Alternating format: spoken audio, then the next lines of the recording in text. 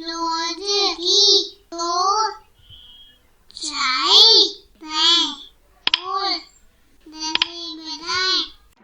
Hello दोस्तों, तो कैसे हैं आप सब। तो आज हम करने वाले हैं एक क्रियाकलाप जो कि लिया है आपकी पाठ्य पुस्तक रिमझिम कक्षा 4 NCERT के पाठ जैसा सवाल वैसा जवाब से। तो चलिए खोलिए अपनी पुस्तक और निकालिए पृष्ठ संख्या 9।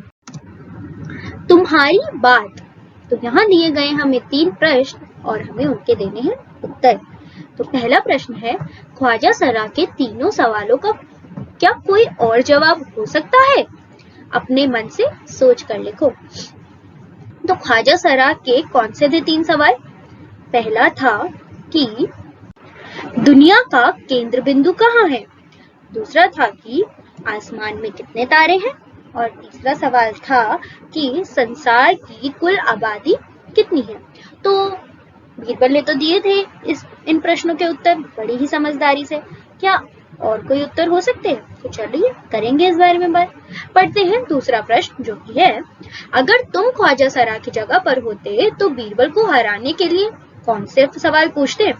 तो अब हमें सोचना है एक सवाल जो कि हम पूछते बीरबल से उन्हें हराने के लिए।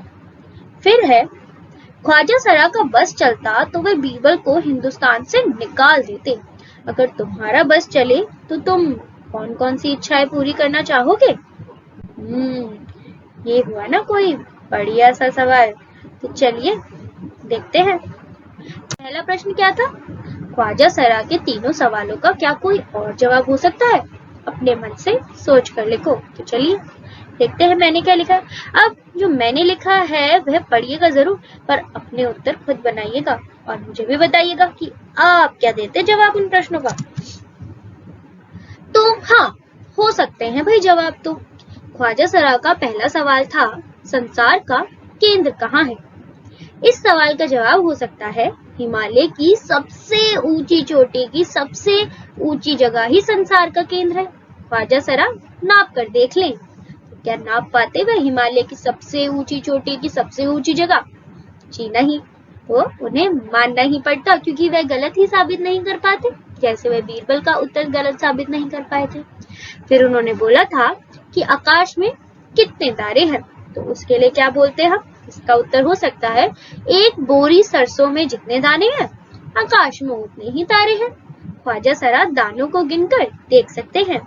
तो क्या गिन पाते ख्वाजा सरा उन दानों को? नहीं ना। तो बस ये होता हमारा दूसरे सवाल का उत्तर। तीसरा सवाल था, संसार की आबादी कितनी है?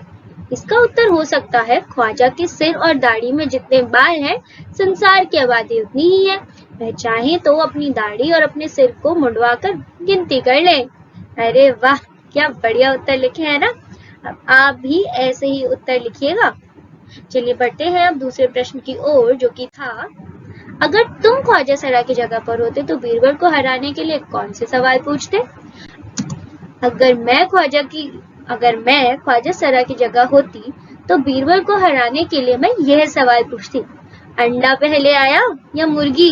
जी हाँ, मैं तो यह सवाल पूछती। आप कौन से सवाल पूछते ख्वाजा सरा की जगह अगर आप होते तो? सोचिए और मुझे भी जरूर बताइएगा।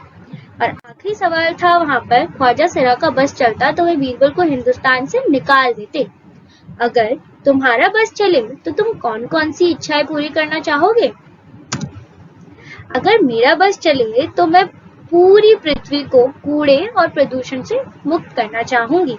इसके साथ साथ मैं हजारों नए पेड़ लगा दूंगी। तो मैं तो चाहती हूँ अपनी पृथ्वी को कूड़े और प्रदूषण से मुक्त करना। तो अगर मेरा बस चले तो मैं तो यही करूंगी कि सारी फैक्ट्रियां जो कि कूड़ा और कचरा हमारे नदियों में नालों में फेंकती है उन पर रोकथाम करूं, नए नए पेड़ लगाऊं ताकि वन बढ़े और हमारे आसपास की हवा साफ हो जाए। तो मैं तो पृथ्वी को बचाना चाहूंगी। आप बताइए, अगर आपका बस चले तो आप अपनी कौन सी इच्छाएं पूरी करना चाहोगे? थे ना ये बढ़िया जवाब और बढ़िया सवाल। तो अब आपको क्या करना है, आपको इन तीनों प्रश्न के उत्तर खुद सोच के लिखने हैं और मुझे भी बताने हैं कि आपने क्या लिखा है। अब हम मिलते हैं अगली बार एक नई कविता, कहानी या क्रियाकलाप लेकर।